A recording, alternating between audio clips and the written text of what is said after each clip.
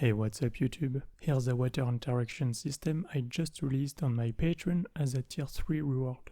In this video I'm going to show you what the system is capable of, how to use it, and some technical details along the way to maybe put you in the right track in case you want to build something like this yourself.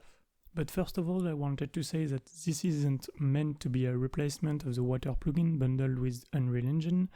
That plugin is way more complex than what I tried to do here, and arguably does pretty much the same thing and more, except that this plugin is, in my opinion, yet still fairly undocumented, experimental, and not super straightforward to set up.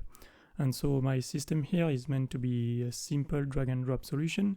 It does one thing, waves, and it tries to do it well. Plus everything is blueprint based, so it's all exposed and it's all very well documented, so it has a great educational value, right?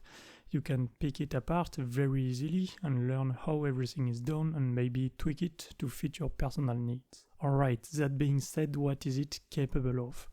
I'd say the main feature of the system is that it's not limited to a specific area. You could move 200 miles in any direction and the system would still work and would still perform just as well. It allows for any actor of any shape to precisely interact with the water and generate those propagating waves. And those waves can deflect against any kind of obstacles. You can also manually interact with the water with a sort of paint system. Here, for instance, I made the left click to generate such interaction on tick, so I can kinda draw waves like so. That might be useful for bulletin packs and whatnot. The system can also generate a diffusing foam layer for you to use however you want. Here, for instance, I'm using it to mask out that glowing bioluminescent layer on the water and create that hard glowing edge. But you could use that foam layer to create, well, foam, so it's really up to you how you want to use it. The system also comes with an above and below post-process material with a waterline effect that is tied to the wave system. As you can see, the waterline effect matches the displacement of the water. One last feature, the system has basic support for multiple water surfaces, meaning I have a water surface at sea level here, and I have two small lakes up here, and the whole system still works as you'd expect. This has some limitations though.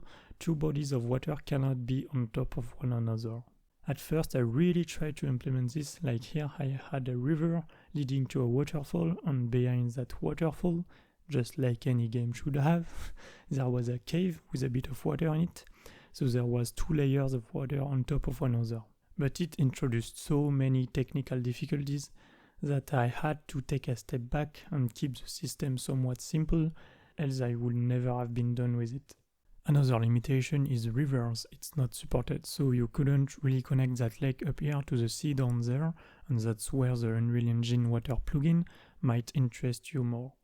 Oh, and one last thing, don't expect a fully functional boat simulation. It's way beyond the scope of this system, so this boat here has just basic planar movement logic and no collision, so it will clip through the landscape and all. This is just here to showcase what the system is capable of, not provide a fully functional boat controller. Right, that's pretty much it I think, so let's take a look at how to use the system. First, you'll want to copy-paste that plugin folder into your own project. It comes with a blueprint component that you will need to add to your controller. Why your controller? Well, I realized when I made that boat that you may want to possess another pawn, so I thought it'd be best if this component only existed once in the controller. Then you will most likely want to drag those two other actors in your scene as well. The capture actor is going to be spawned by the controller component anyway if none is found when the game starts, to allow for the system to at least somewhat function. But that actor offers quite a few ways to customize the system and has a few handy extra features as well, so it's definitely recommended to add one into your scene. You may add as many water surfaces as you want. For now we'll stick with one. Press play and we should be able to interact with the water. The system comes with a simple water material example, but feel free to make your own. It's extremely straightforward to make one. There's a material function that allows you to sample the wave's height and normals, and it's meant to be plug and play, so it's really easy to use. Let's add a cube, turn on physics so we can push it around.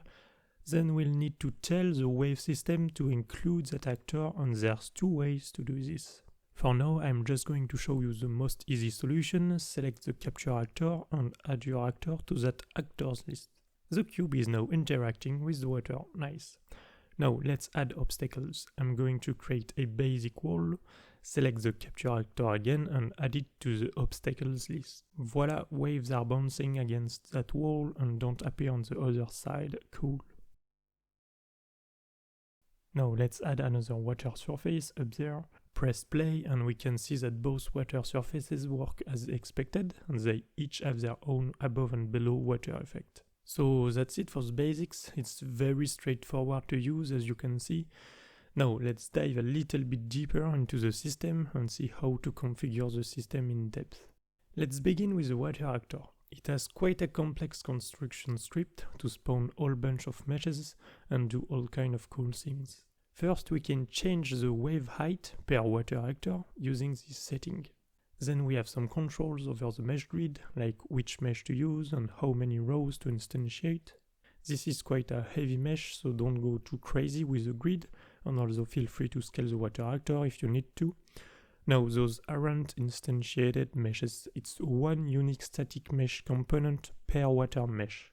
I actually had better performance doing this that way, because again those are quite heavy meshes, and so it was performing better with more draw calls, but having fewer vertices to render overall, because some of these meshes could be skipped due to occlusion cooling. Using instancing would render them all in one single draw call for sure, but they all would be rendered at all times, and it was performing worse when I was testing this. Anyway, we can also set up collision for those grid meshes, like if we need to do traces against the water surfaces or any other reasons, and specify which material to use. Now, for a sea or an ocean, you'll likely want this to stretch into the distance, but you definitely don't want to spawn a huge grid, so the water actor can generate a far mesh using a procedural mesh component. You can choose how far that far mesh stretches and its material in case you want to use a cheaper water material in the distance, but then you may move around and reach that far mesh, which is obviously not the intended use case. So we have a center and pawn option here, and you probably guessed it, is that we'll center the water actor on your pawn's X and Y location every X seconds. That way you always stay within that grid. Depending on your grid size and your pawn's movement speed, you may want to tweak the rate at which this actor is centered on your pawn. Moving on, we have some control for the above and below water effect, if we do want one at all, like which material to use on the vertical threshold. Now, to explain what the threshold value is for, I'll need to be a little bit technical here, bear with me. The post-process effect is not actually a post-process material. That actor and my scene actually do not have any post-process volume. This is a mesh-based approach. Each water surface may spawn this very simple grid mesh that is then projected into screen space using a shader and constrained to that water actor's overall volume. If I go underwater and go out of bounds, you can clearly see that. And that vertical threshold value is how far the post-process mesh is allowed to follow the camera above the water. Obviously, if the camera is above the water, I don't want to pay the cost for that above and below water effect, right? But remember that waves may be displaced vertically, so I have to take that into account, and that's what this value is for. To be honest, you shouldn't need to change this. By default, it's set to 1 meter above the water surface, and it's unlikely you will want waves taller than 1 meter high, but in case you do, you'll need to increase this as well. This mesh-based post-process technique is something I learned while studying Unreal Engine's water plugin, so definitely check it out, it has a few hidden gems in it. Now, what's the pros and cons of this technique? Well, a traditional post-process material will compute a shader per pixel, and that can be kinda expensive. I don't need that waterline effect to be extremely detailed, right? So by using a mesh-based approach, I can leverage a vertex interpolator and compute that above and below water effect per vertex, and have the result interpolated in between vertices for a way cheaper effect.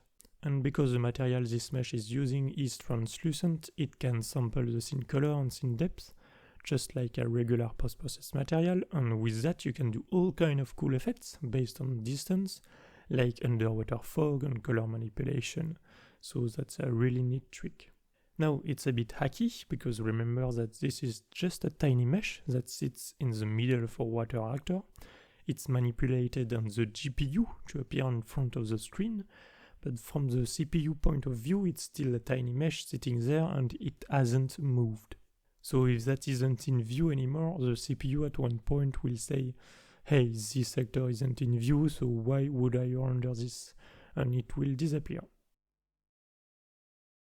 To go around that, you have to play with the static mesh's bounds and trick the CPU into thinking that it's a way bigger mesh than what it actually is, and that's a little bit hacky and a little bit hard to control.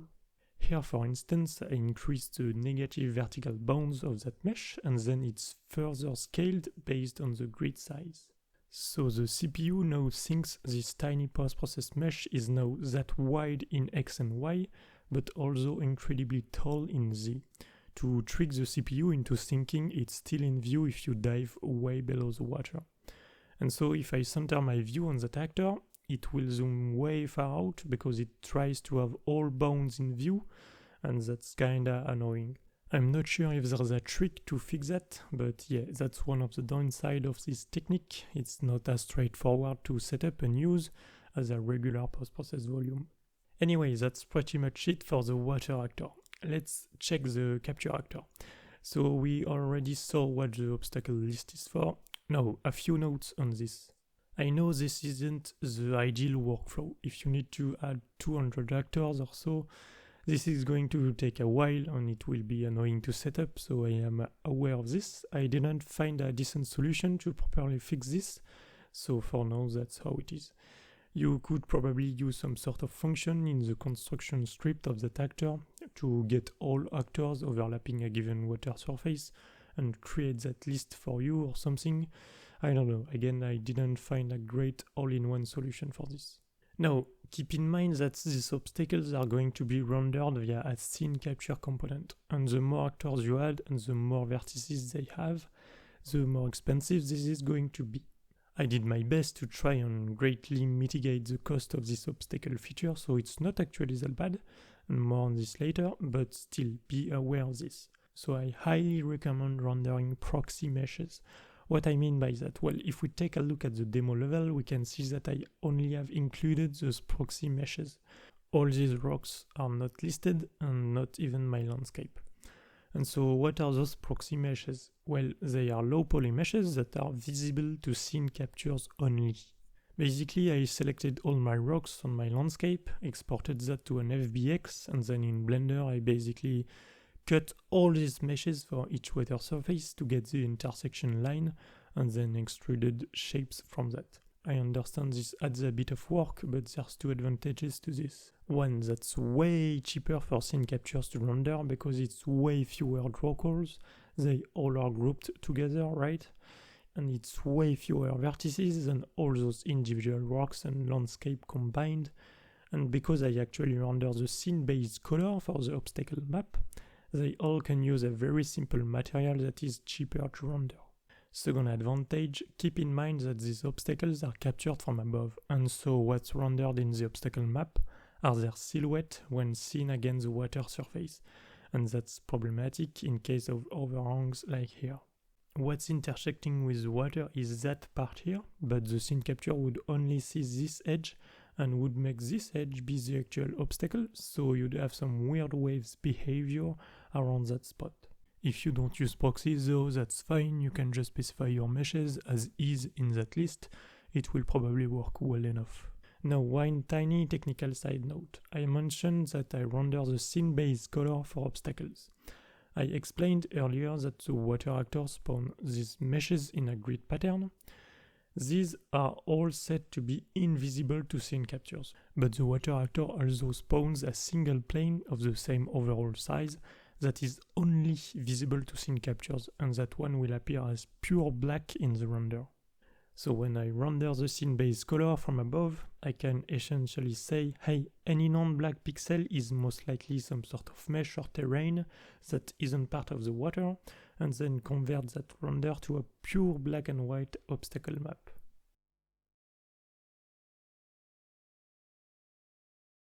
Moving on, I also already explained what that actors list is for, right? You notice there's a static actors list as well. By default, all actors are filtered based on their x, y, and z velocities, so that they stop generating waves when still. For some actors though, like a waterfall particle effect, you may not want that, right? It isn't going to move, yet it would need to generate waves at all time, and so that list is precisely here for that. Now, using this list is one way of making the system aware of interactive actors, but that's not the best way to do it, because again, it's quite constraining to manually list all your actors, and you might spawn some of these actors at runtime anyway, so you couldn't list them here. So yeah, there's a better way and more performant way to do this. If you open the capture actor, you will notice that it has a volume, and you may use that volume to make your actor generate an overlap event with it, and then the wave system will notice that event and automatically keep track of your actor. And it's quite easy to do that. You may want to tweak that volume's collision setting though. Maybe you have a custom object channel you'd want to use or whatever, so feel free to change this. And then you just need to set up your actors to generate an overlap event with that capture volume, and voila. Well, almost. When I build systems that automatically handle overlap events, like this wave system, I tend to add an extra layer of, let's say, authentication, and for that I like to use tags. Why is that? Well, let's say that I find it very easy to misconfigure those collision settings, and sometimes some actors will generate overlap events because of a tiny mistake in there, and so what I did here is to further filter those overlap events based on a specific tag that your actor will need to have, else it won't be picked up by the system. And you can find that tag here. So I'm going to jump back to my very simple example scene I was using before. That cube was previously made to interact with the water by being added to that list, so I'm going to remove it. It's been configured to generate an overlap event with the capture volume, and I'm going to add that tag, press play, and you can see that the system by itself picked up that cube. One advantage of this is that if I'd move away, that cube would at one point leave the capture volume and the system would stop keeping track of it, reducing the list of actors to handle for better performance. Now, I understand if you don't like that tag approach, especially if you're quite confident in the way you set up collision and overlap events.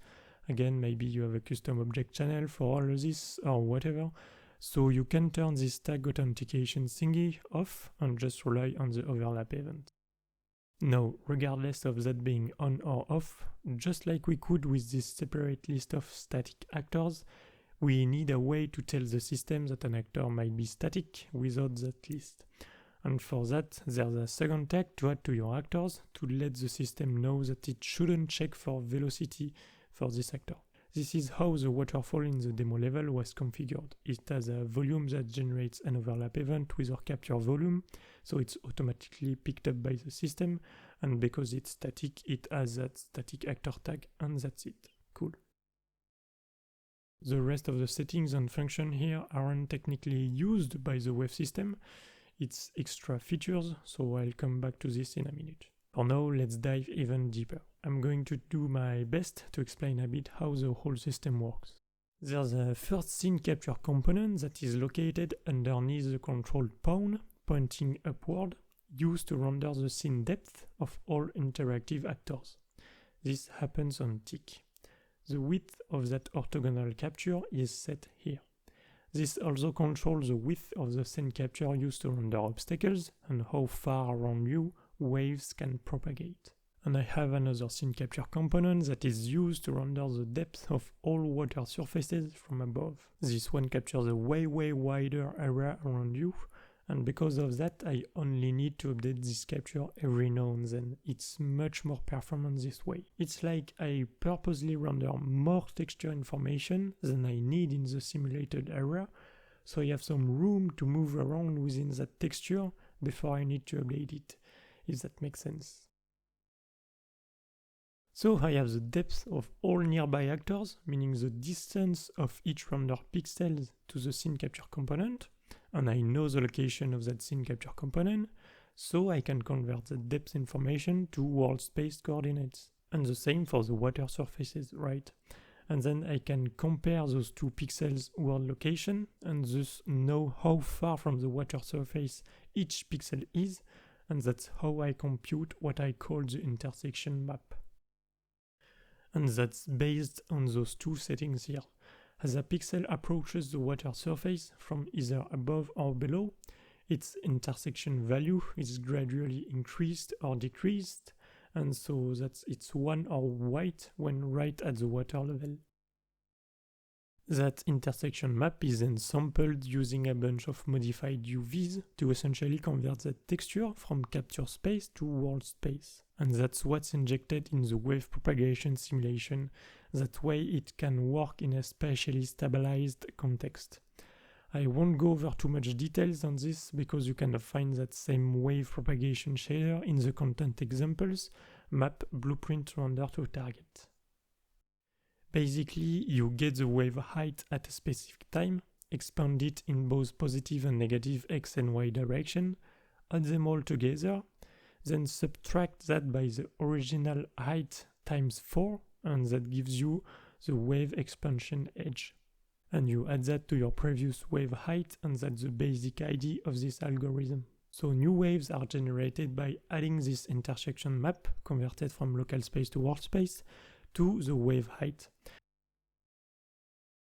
So the wave simulation is fixed in space, right? And so it tiles on and on.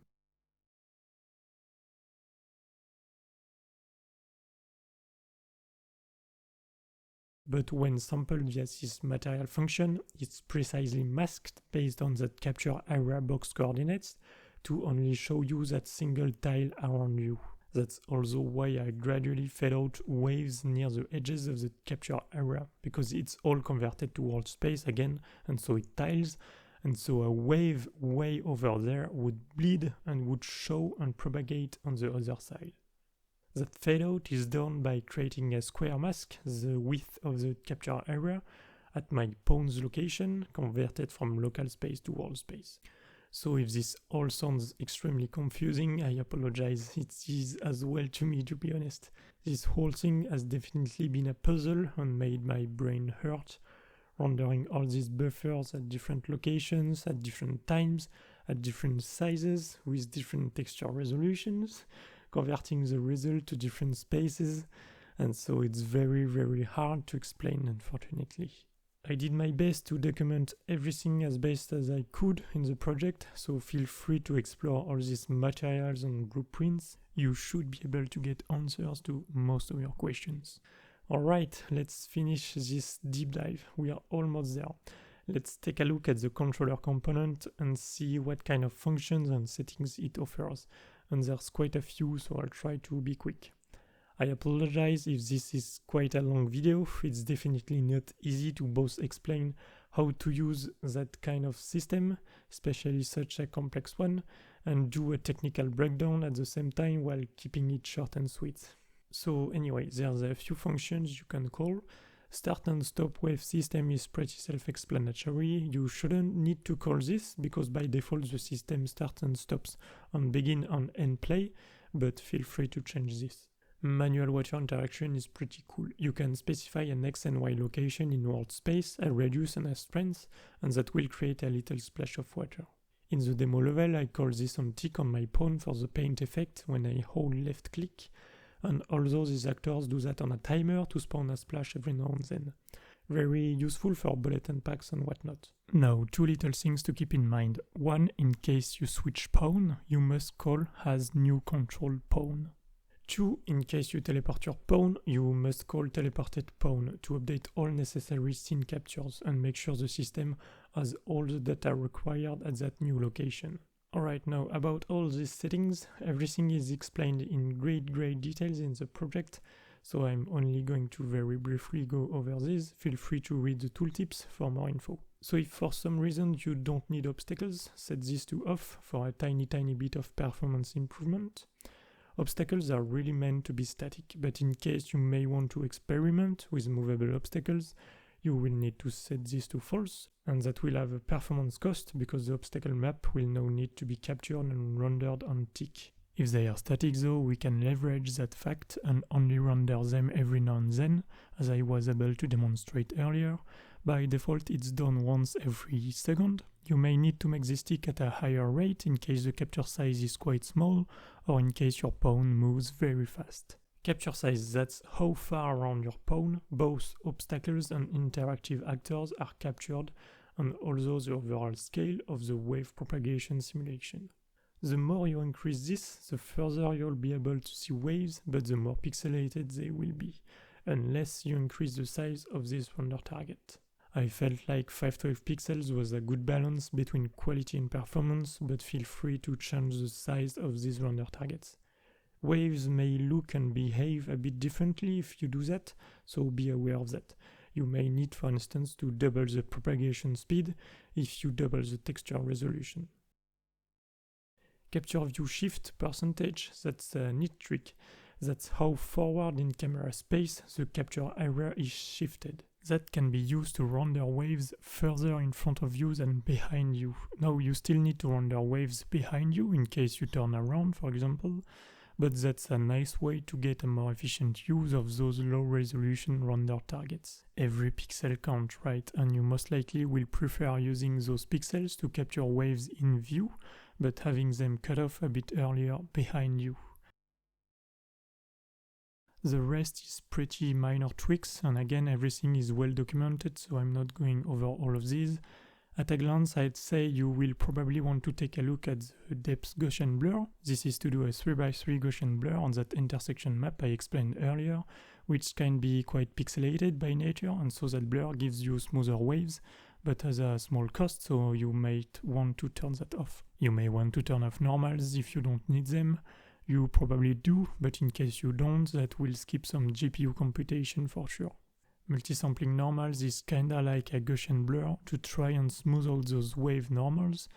That also has a small cost and you might want to turn that off. Interaction is to allow the use of that manual water interaction function I showcased a minute ago to create those water splashes. If you don't intend to use that though, turn it off here, it will give you a tiny performance boost. Same for foam, if you don't use the diffusing foam layer, turn that off to gain some performance. Propagation speed and dampening are the two main settings for the wave behavior. That's how fast they expand and how soon they die. And that's kinda tied to the render target resolution you use, so again, you might need to tweak that if you increase or lower the resolution. Now, what about performance? I have a 970 GTX, it's a super old graphics card, so I'd expect the system to be way more performant on actual hardware, but it definitely has a cost. I did my best to use timers and only render and update things when they needed to, and the actual wave propagation shader isn't that bad. It's like 0.03 and 0.05 milliseconds here and there. What absolutely kills the performance though is the scene capture component used to capture the depth of just a couple of actors. It's nuts.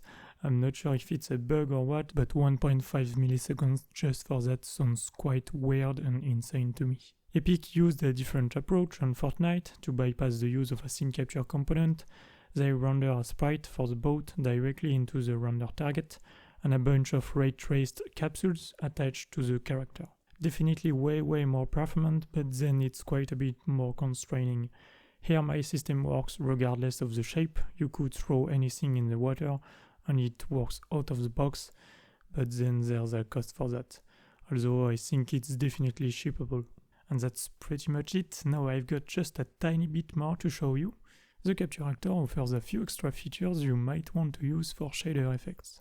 For instance, if you give it a directional light, it can compute a global refraction vector, so that be the light overall direction once it hit a water surface, it's sent to a material parameter collection. You can also generate a terrain mask that contains a couple of useful data. First, you list your terrain actors here, select a blur amount, and then press Capture Water Mask. that gives you a texture that you can project using coordinates that are sent to a material parameter collection. In red, that's the blurred terrain mask that can be used to drive an effect on your terrain like Caustics and have that only show where there's water. The green channel is the water depth in centimeters, and blue channel is the water surface altitude in world space in centimeters. Now this render target is going to be reset every time you restart your project, so it's recommended to convert that to a static texture once you're satisfied with the result. Also, this isn't going to be generated at runtime based on your pawn location, right? So in case you need to capture a huge landscape, you might need to increase the resolution of that texture. I used that mask to create that fake wave shadow and caustic effect on the landscape. That effect is displaced in X and Y based on the light refraction vector, and the amount of that displacement is driven by how deep the surface is below the water, to give you that sense of light traveling through the water at a different angle and hitting the floor further and further as it goes deeper and deeper. It's quite a cheap effect, but I thought it did the job well enough. Voila, I think I'm done. Congrats if you went that far in the video. That's definitely the longest one I recorded so far on my YouTube channel. But then again, that's the most complex system I released on my Patreon so far, so there was quite a few things to say. All in all, it was quite technical, I think, so I did my best. I hope I made sense and that you have learned something in this video. Files are available as a tier 3 reward on my Patreon, link will be in the video description below. Thanks to all my Patreon supporters, I will try to keep those projects and videos coming and also share some news soon regarding my own video game project, maybe a devlog, who knows. One last important thing before signing off.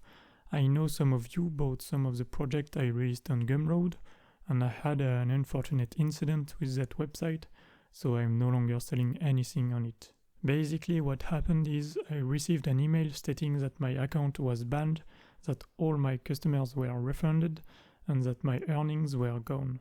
There was pretty much no explanation as to why, so I contacted the support, and they kept answering me with super vague answers. I tried to fight this, at least to know why it happened, because to my knowledge I did nothing wrong, and they eventually told me that due to how their system worked, they weren't even allowed to tell me why I was banned. So I made a tweet about it, and not sure if that changed anything, but the timing certainly implies so. I was finally unbanned, and I was informed that it was because someone had made a fraudulent purchase of one of my assets that they had to refund. Absolutely nuts, like I have any control over that. So I lost all my earnings on Gumroad, my projects were given away for free basically, because everybody got refunded, and my reputation as an independent creator and seller was hurt, so I will no longer use that website. I apologize to those of you who were affected by this, it was none of my control.